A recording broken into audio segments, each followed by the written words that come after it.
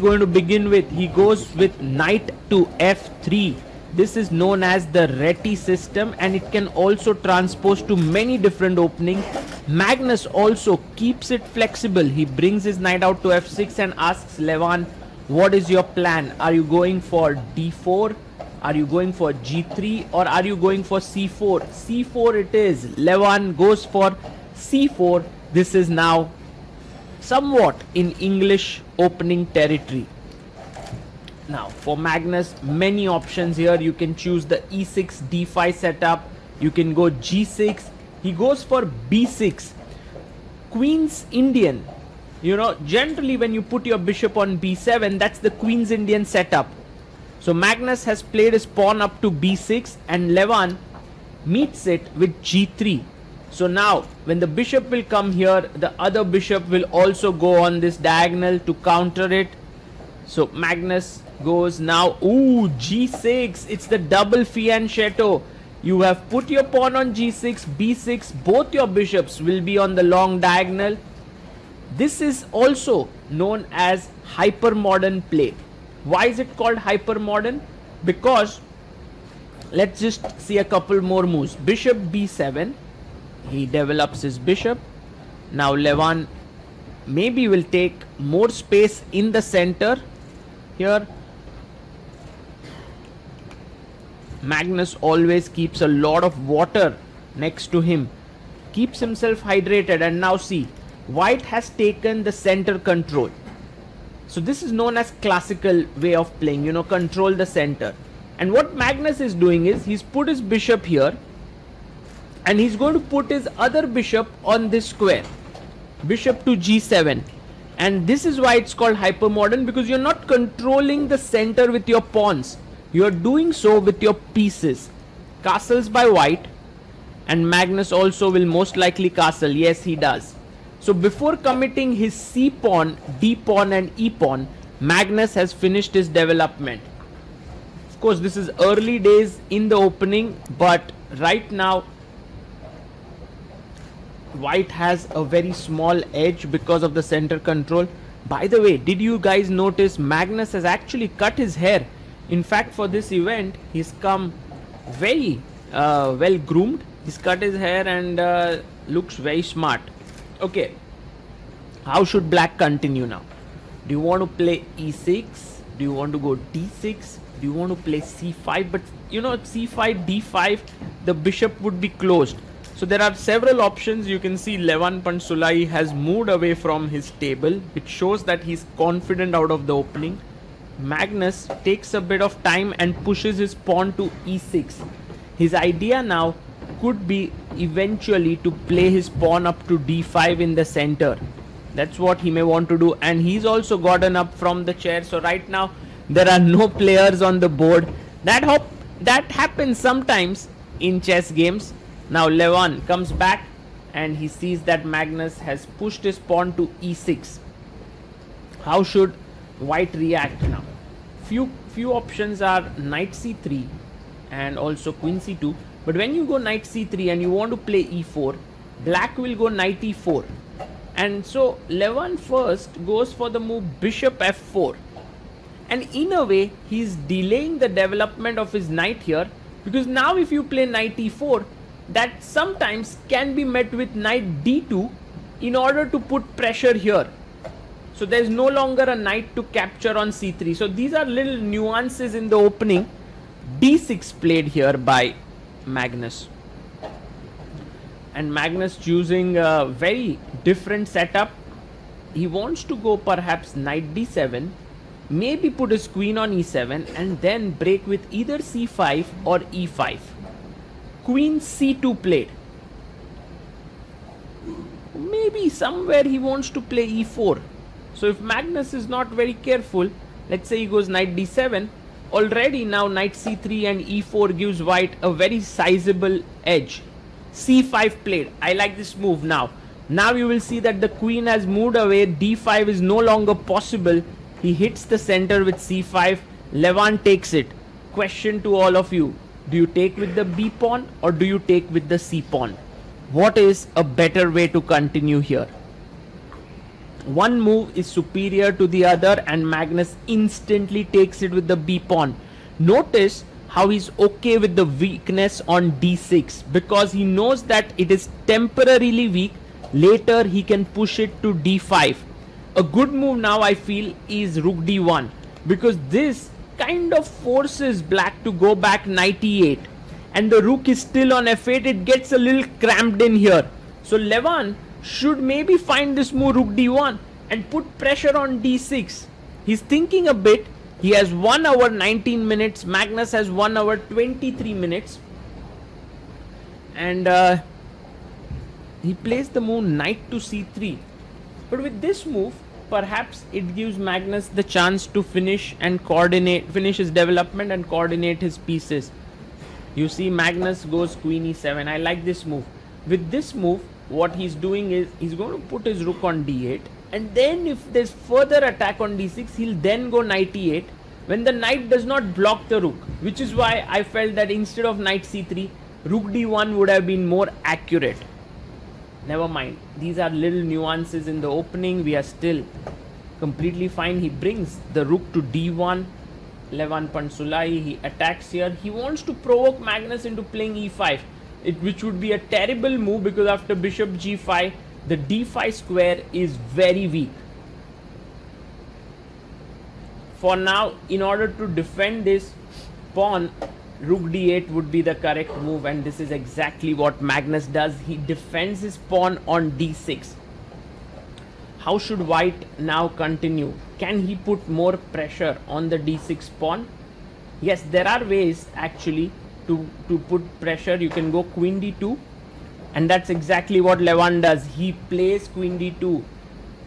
You know, sometimes you hope that the world champion sort of gets a little bit worried and plays a move like e5, but I feel that's not what Magnus is going to do here. He is going to put his knight back to e8. Yes, he does. Knight back to e8. Very logical move. Defending the pawn on d6 with his knight. It does feel right now that black is a little bit passive, but what Magnus essentially wants is to get his knight out to c6 where it is well placed, and eventually if he gets d5 break at the right time, he would be more than happy. Goes bishop to h6. So Levan says, look Magnus, your dark squares around the king are a little weak, so if I trade these bishops, it would be good for me. Bishop h8, keeping the bishops makes quite a bit of sense, but then white has more space and can press with h4. So Magnus has to decide, you don't want to trade the bishops here. He has to think what is the way in which he continues, or maybe he can trade the bishops, but then white would get these dark squared weaknesses to play against. He's taking his time. Look at that focus by Magnus there. And he brings his knight out to c6.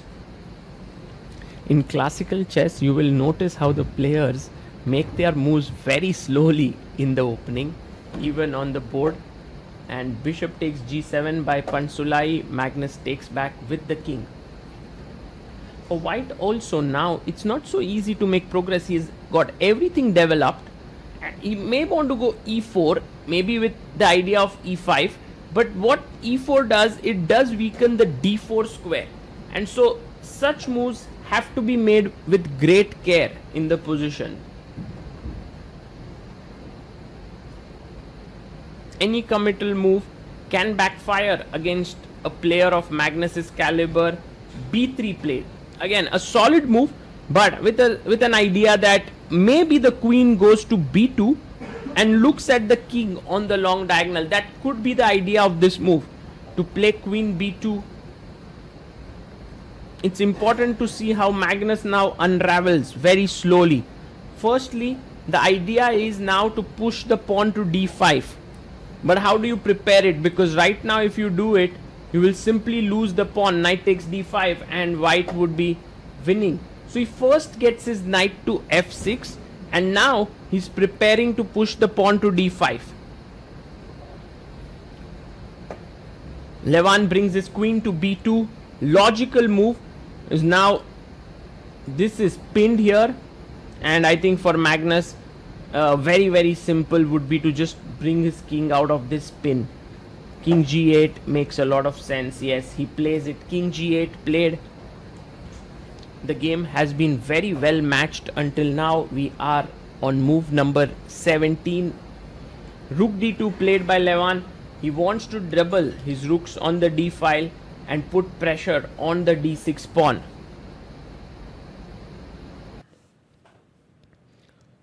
And you can see Magnus pushing his pawn to d5. He has pushed his pawn to d5 and he's asking Levan, what do you want to do now? Levan plays his pawn up to e3, because if he didn't do that, there were ideas of pushing your pawn to d4. So he plays e3 and he tells Magnus that I'm okay with this setup. And so Magnus now has to decide whether he wants to, by the way, push the pawn to d4. It's not a great idea to do that. The pawn could become a weakness. Much better is to simply take on c4, and that is what Magnus does. He takes on c4.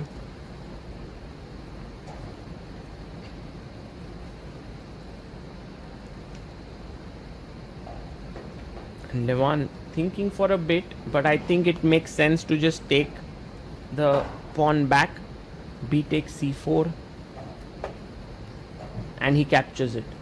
He takes it here. Now both the c pawns are slightly weak. Who's going to attack it first is the question. There's a feeling that Magnus already has his next move prepared. He goes knight a5 and Magnus says, I'm the first one to get here. I'm attacking the c4 pawn. It's a weakness which I'm going to latch on to. Levan takes the rook. Rook takes rook. Now one way to defend is to play knight d2.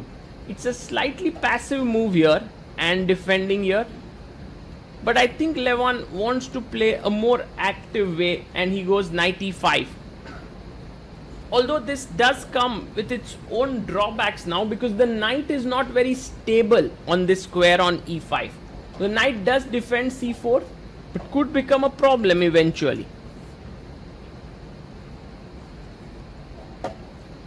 Magnus chops off the bishop on g2 and king takes g2. Okay, now notice the position carefully and think about what the next move ought to be for Magnus Carlsen. He plays his queen to c7 and he's telling Levan, I'm attacking your knight, and if your knight moves, your c4 pawn will drop. So the only way in which you can kind of not lose material is to move your knight on c3. But where should the knight go? Knight b5 is a very natural move, and actually this is the best move in the position. But then there are tactical possibilities with queen b7 check and a6. So that's why Levan goes for a very unusual move, rook d1, and you will see that Magnus pauses a bit while writing the move, because there could be some tactical ideas. Now the point is, you can't take the knight because your rook is hanging, and if you take the rook here, then knight takes rook, and then the queen defends the knight on e5. So rook takes rook is played by Magnus. Knight takes, and now I would like you to pause this video and think, what is this amazing move that Magnus came up with? It's really a very little move, but a very power-packed one, and I'm really amazed with this next move that Magnus comes up with. Ooh, queen d6. Now, why is this move so powerful? See, firstly, the knight cannot move. c4 is falling.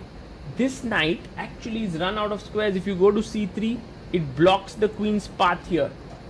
And if you move the queen to defend this knight, then the e5 knight falls. So actually, this move, little queen d6 move, has put white under so much trouble. You can see Levan's time right now is 43 minutes. He's thinking about what to do, but it's not so simple, his plan. But there is a possibility, you can actually play, and now his time is down to 26 minutes. You can play a move like h3, and it might seem very foolish, What are you doing? Aren't you simply dropping the knight here? But the point is, after let's say h3, queen takes d1, queen b8 check, king g7, and then queen takes a7, attacks the knight and also the f7 pawn. So that gives white a clearly winning advantage here. So that's the reason why actually Magnus' move does not have a threat as yet here. He doesn't have a threat to take, but it's still something, you're putting pressure here, you're making your opponent react. Also, when you're facing Magnus, you are a bit stressed out. So Levan taking his time, and now I think finally he has to make a move, because he has to play another 15 moves in the next 26 minutes, which is not so simple.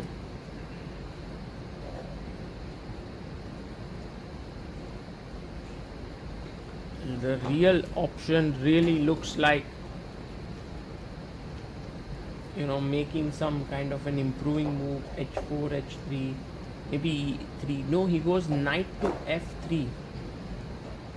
And his point is, if you take here on d1, I'm going to take the knight on f6. Magnus returns to his chair and he's thinking whether he should take the knight or not. But isn't that losing a pawn? Yes, he takes it. Queen d1 first. Now Levan must take the knight on f6. He does so.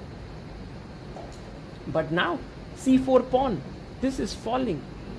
I think the reason why Levan went into this variation, Magnus takes it. He takes the pawn. He went into this variation is hoping that he can somehow launch an attack against these pawns with knight g5 perhaps. He plays e4 first, which is important, because if you went knight g5 check first, of course queen d7 is possible, but so is queen d5 check. And so with e4, he has stopped the queen from coming here. And now Magnus plays another brilliant move. What a move this is. This is so good. He's attacking this pawn, queen d3, and it's these little moves which make it so difficult to beat him. This queen is very well placed. It's looking at the pawn. It's also, just around the white's position, white camp. And here Levan Pantsulaia now looking to move his knight. He plays his knight to g5 and he tells Magnus that your f7 pawn is weak. I'm going to take it.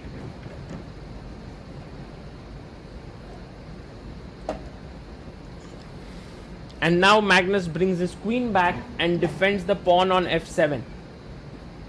Yes, white is active for the time being, but you can always push the knight back with h6. Later, you can get your knight out from c4 and start pushing your pawn down the board. h4 played. And I think it's time to get the knight off.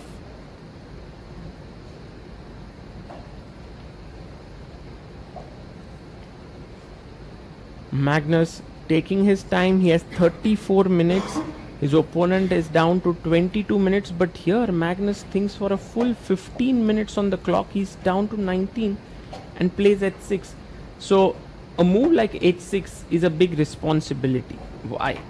Because the king side has become even more soft.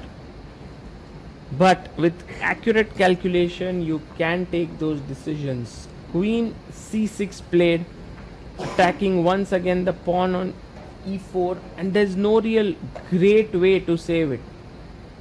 If you play queen f4, there's knight d6,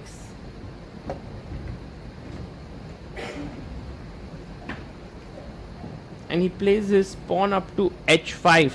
He sacrificed another pawn. You could see Levan just taking a glance at Magnus. What's your intention here? One of the things with Magnus is that he never gets intimidated. He takes the pawn and he tells Levan, prove your compensation.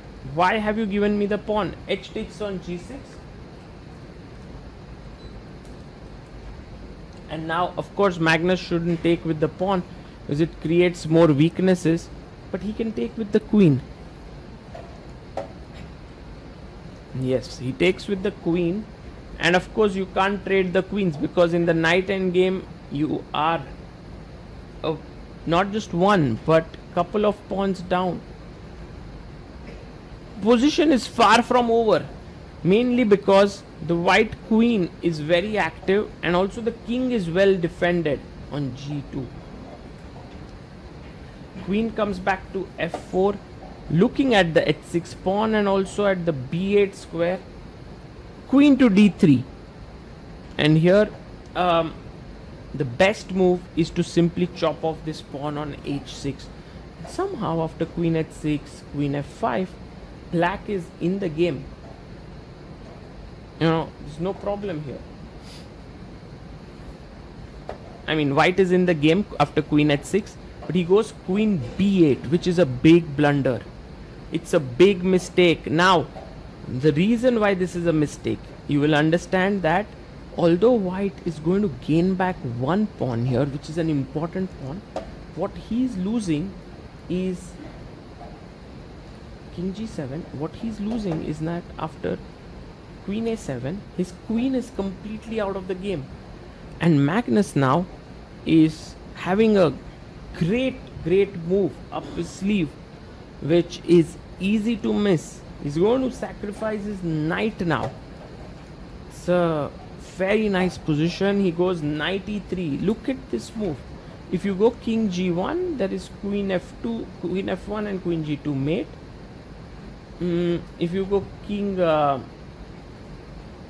h2, then again there are problems, like for example queen f1 or even queen e2. These are the problems there. So the only way to remain in the game is to actually pick up the knight, and which he does. He takes the knight. Magnus goes in with a check. Now look at Magnus's calculation. This is very important and very beautiful. I'm not going to make the moves on the board, but this is something that he has calculated already. King h3, queen f3. And the question is, why can't you simply take this pawn? So the moment you take this pawn, black gives a check. King has to come up, f pawn check. King has to go to f4 and queen e4 mate. So this is the kind of calculation which makes these long-term plans work. It's these short calculations which are always difficult. So this pawn cannot be won, and then you can try and push it down towards becoming a queen. He goes a4.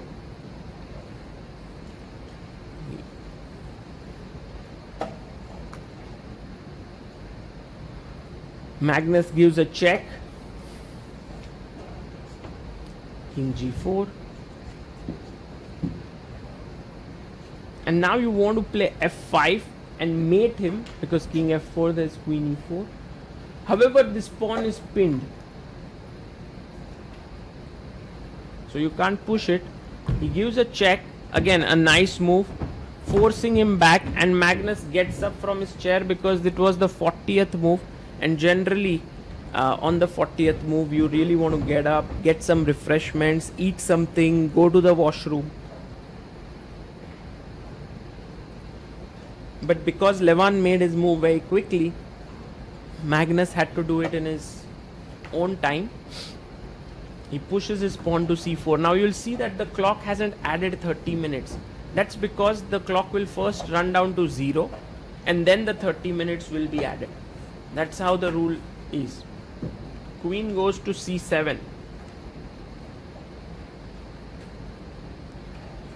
The queen is still pinning the pawn, so there is no mating net as such. But now you can go king g6 with the idea of check and f5. Yes, he plays king g6. Brilliant chess by Magnus Carlsen. He gets up from the chair just like his opponent. Actually, Magnus gets up from his chair in confidence, while his opponent, Levan Pantsulaia, I think, is getting up more from the fact that he hopes that this game ends very soon now. So Magnus is in complete control. There are no checks in the position. Queen h1 and f5 are the biggest threats.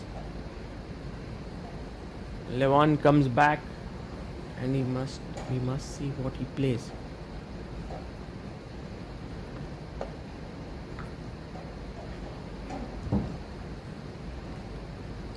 King h2 played by Levan, and now Magnus can actually give a check here and chop this pawn. He does it. He gives a check. This would be an extra pawn now. He would be 2 pawns up then. King h3 and take the pawn on a4. Magnus making sure his final calculations are in order. He takes on a4, and against Magnus such a position is hopeless against any top player, but more so against Magnus because he's just so good at converting minute advantages. And here you have 2 pawns, 2 extra pawns.